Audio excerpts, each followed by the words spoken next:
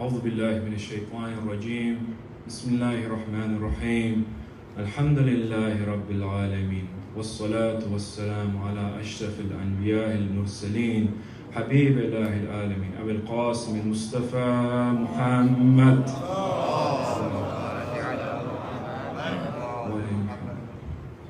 وعلى أهل بيته الطيبين الطاهرين المعصومين. الله تبارك وتعالى في كتابه الكريم بسم الله الرحمن الرحيم قل لا أسألكم عليه أجرا إلا المودة في القربى. One of the most important questions we are asked this time of year during the months of Muharram, during these holy nights, is why do you go to these ceremonies? Why do you go to the Majlis and the Majalis of Aba Abdillah Hussain alayhi salam? And when we hear this question, sometimes our minds may draw a blank. Why do I take my time out of my day to come here to these programs, to these majalis? Why do I take these time when I can be going and I could be doing other things and I could have other stuff that I may be doing? But instead I take my time to come here to these majalis, to these congregations, to understand the story of Karbala and to understand the Ahlul Bayt even more. So when we pose this question, sometimes we may wonder what exactly we should say in response to this.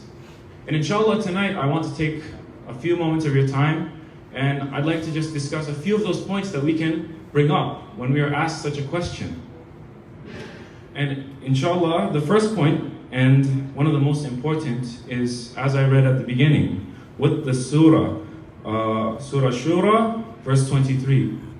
It says, قُلْ لَا أَسْأَلُكُمْ عَلَيْهِ أَجْرًا. Say, Allah subhanahu wa ta'ala tells to the Prophet, He says, say, I don't ask for you any reward. He says to the believers, those, He doesn't ask for anything, except for what? إِلَّا. He says one thing. إِلَّا الْمَوَدَّةَ فِي الْقُرْبَى.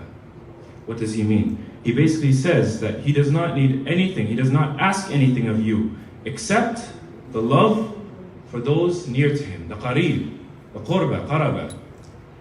That is all that Rasulullah ﷺ had asked in response to the message, in response to Him. So now we must ask, who are these people? Who are the qurba that Rasulullah ﷺ, He's telling us to give love to them? Well, it would be none other than those under the kisa. Those would be the Ahlul Bayt. These are the people that are the closest to the Holy Prophet ﷺ. These are the people that are the closest to Allah subhanahu wa ta'ala. These are the qurba. These are the nearest ones.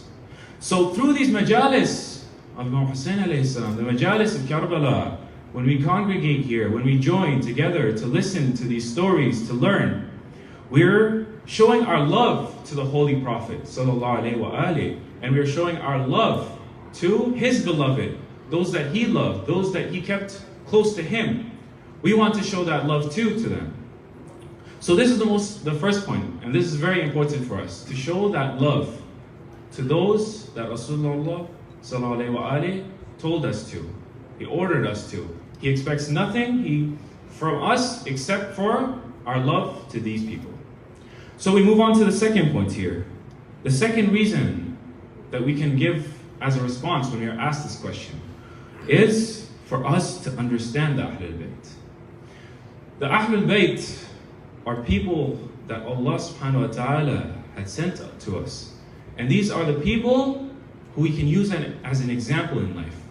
Every single action, every single word that they say can be used as an example and a life lesson to us. When we listen to it, when we read about it, we can understand that these people are the ones that are the most dearest to Allah subhanahu wa ta'ala. And through these programs that we have, these majalis, we can understand those attributes. We can understand what they say. And through this we can understand how to be better and how to feel more connected to these Ahlul Bayt. And through that we can feel more connected to Allah subhanahu wa ta'ala. So this is the second point that we should note.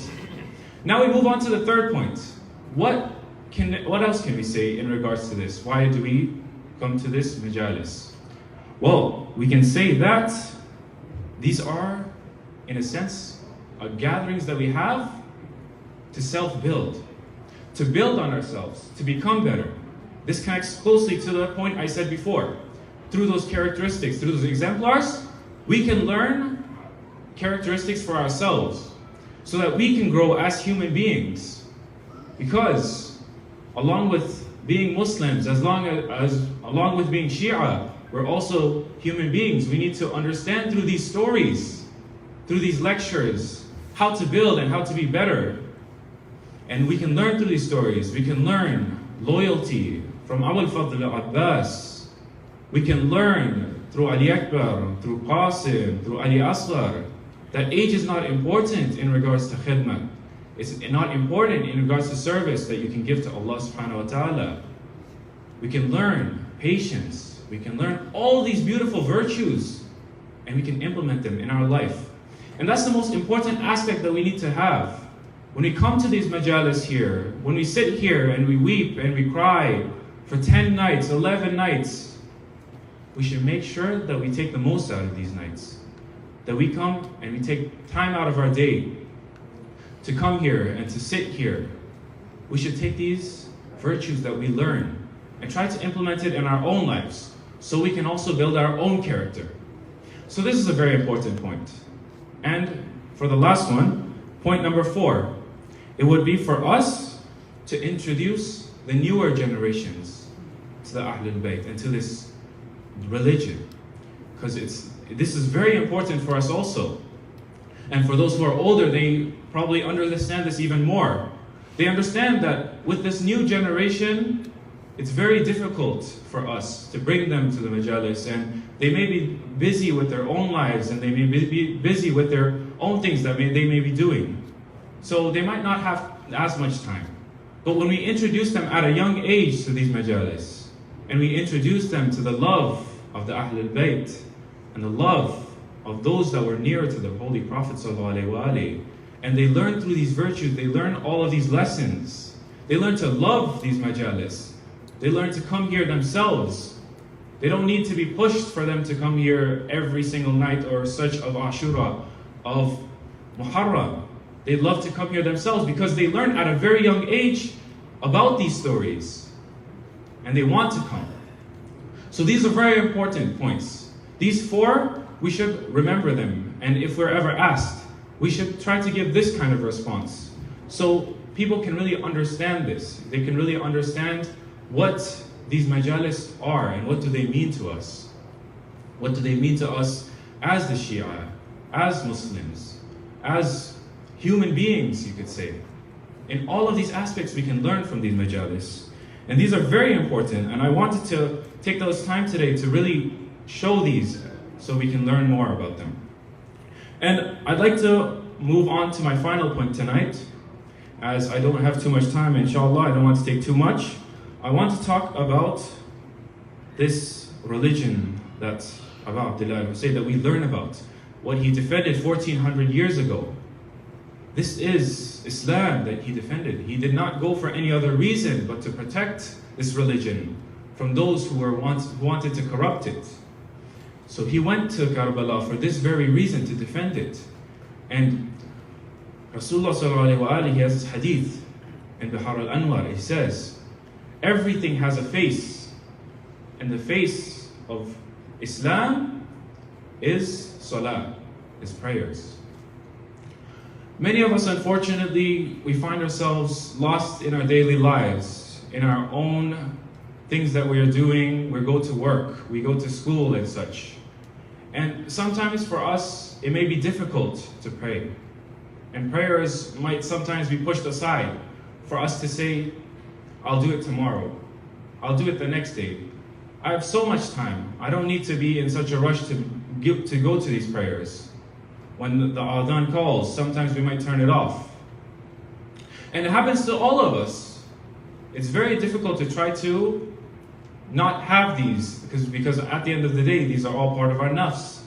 We might say that we're too sleepy, or we have other things to do, but as I said, the face of this religion is salah. The fundamental pillars of this religion is salah.